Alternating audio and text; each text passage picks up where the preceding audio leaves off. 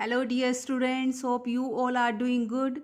Last time we started chapter the excretory system. We learned the different excretory organs and the human urinary system. Today we are going to learn the internal structure of kidney. Have a look. Here is a longitudinal section of kidney. Kidney has two main regions. The outer dark part of kidney is called cortex and an inner lighter region is called medulla. Medulla is composed of stripped substance arranged in conical pyramids. The apex of each pyramid projects into the pelvis of the kidney. Kidney is composed of an enormous number of minute tubules. What's the name of these tubules? Uriniferous tubules or nephrons or renal tubules, or you can say kidney tubules. These are the structural as well as functional units of the kidney. Each kidney tubule has the following parts. You see here, Bowman's capsule. It is a thin-walled, cup-shaped structure. The outer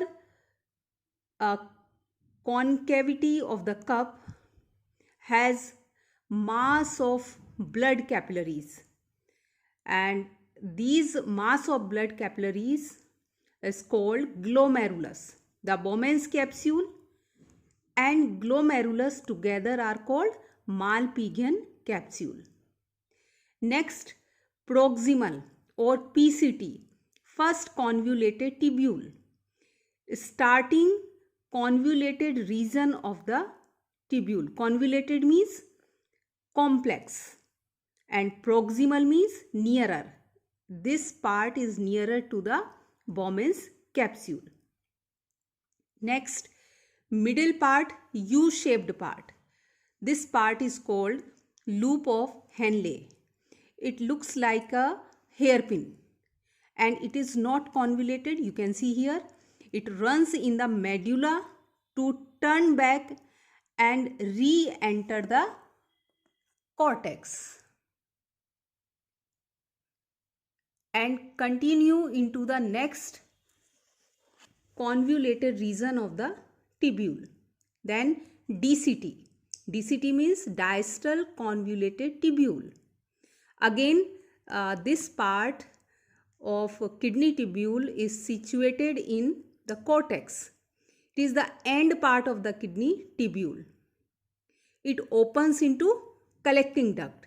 The collecting duct receives the contents of many kidney tubules and pours it as urine in the pelvis of the kidney. Here you can see this is the pelvis, a broad part or expanded part of ureter is called pelvis. Then ureter. Next, collecting duct. Here you can see collecting duct receives the contents of kidney tubules. Henle's loops and collecting ducts lie in the medulla region. It lies. So this is the structure of kidney tubule. Next, we will see blood supply to the kidney tubules. Here you can see two types of tubules in the Bowman's capsule, afferent arteriole, wide, and efferent arteriole.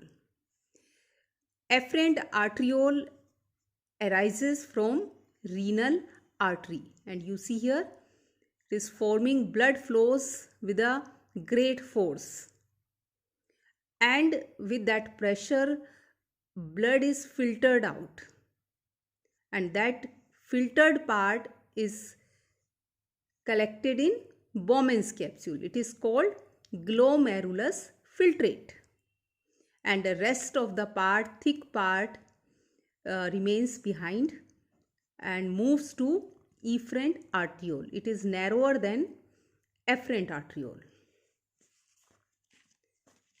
Next,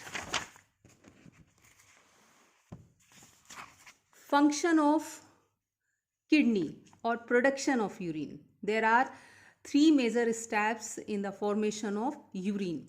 First one is ultrafiltration, second is reabsorption, and tubular secretion.